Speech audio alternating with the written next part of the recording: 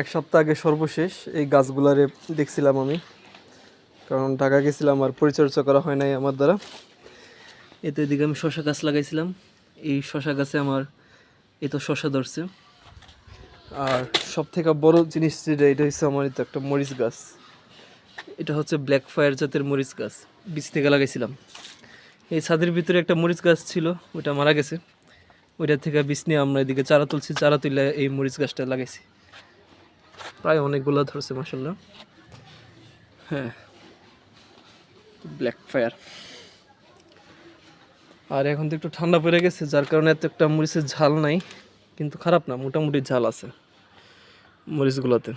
Black fire জাতের মরিচ গাছ 5 গ্যালনের একটা টবে লাগাইছি। এই তো এটা হচ্ছে আমার ব্ল্যাক ফায়ার জাতের মরিচ। আরও ফুল আসতেছে ভবিষ্যতে এবং সামনে আরও ধরবে এই গাছটাতে মরিচ।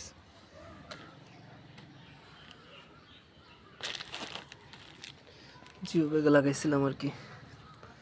ফাইন।